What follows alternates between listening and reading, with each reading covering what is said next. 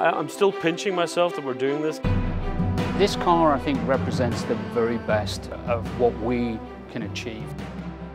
It's not just some components put together to make a car, it's the passion of the people involved in it. I truly believe we have one of the best design teams in the world. When you've got a tremendously talented group of people that can come together and execute something like this, it's very gratifying. I think there'll be a big emotional connection for a lot of people with this car. This is just a whole nother level above and beyond where we've been so far. We always get asked, when are we going to do the next Ford GT?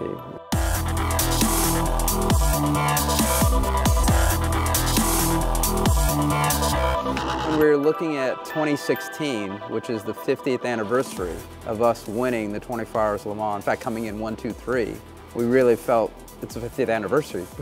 We have to do something.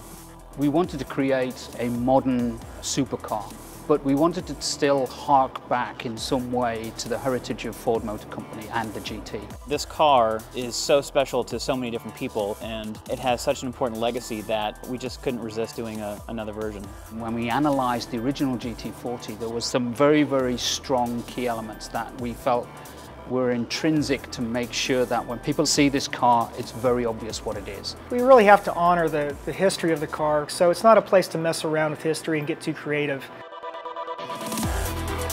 The car floored me. It's really something else. It has the Ford GT heritage. You can see it instantly in the front, but as you travel along the sightlines of the car, it's really from another planet. This car is very forward-looking. It's very futuristic. It harkens back to the real iconic details of the original Ford GT, but it really is very much an artifact from the future. There's a water line that runs around the nose, just below the headlights. That water line has a negative cutback, and that was something that was always on the original GT40. The headlights tend to be more squared off.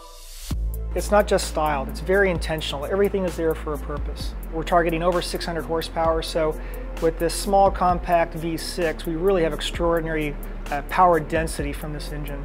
Clearly, performance is one of the most important drivers of this car, as much as on the exterior as it is on the interior. The design reflects all the simplicity that gives that feeling of performance and lightness. I think when you look at the car, you can probably see it could only be made now. I think we probably couldn't have built this car in terms of the construction of the car 60 years ago. The use of carbon fiber allowed us to get some radical form executions because of the material finish. Like the dash is a structural member of the tub. The tub is a structural part of the car. The dashboard is actually the cross-car beam and gives the stiffness to the actual chassis. It's super lightweight, so it's the best material for creating an efficient product. The efficiency goes throughout the vehicle, from the structure, throughout the bodywork. The EcoBoost twin-turbo V6 is the highest capacity EcoBoost we've produced.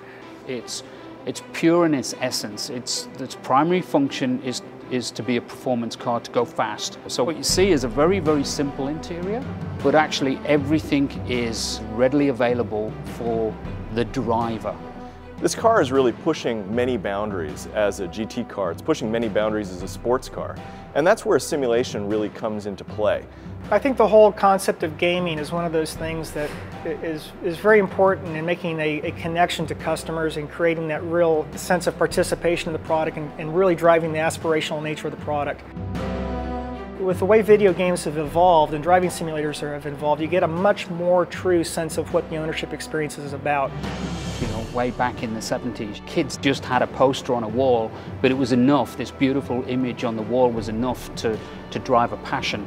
What Forza brings to those guys is it brings the poster on the wall to life. There's not going to be a lot of these cars made, and not everyone's going to get to be able to drive one, but now you can actually do it virtually, and I think that's going to be even added to the excitement of the car. Great brands have really great stories to tell, and I think Forza gives us a new opportunity to kind of tell that story to a new audience.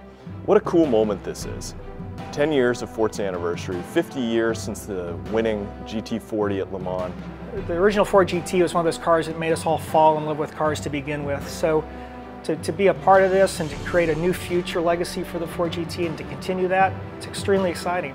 There's always something as an engineer that you know, I wish we had done this a little different, and that's the nature of an engineer. There's always something you're looking to improve, but right now there isn't a single line I'd change on it. I wanted this to be a beautiful piece of product design. People to look at this and say, yes, it's a great tool that does a purpose. Yes, I see the heritage, but my God, it's gorgeous too.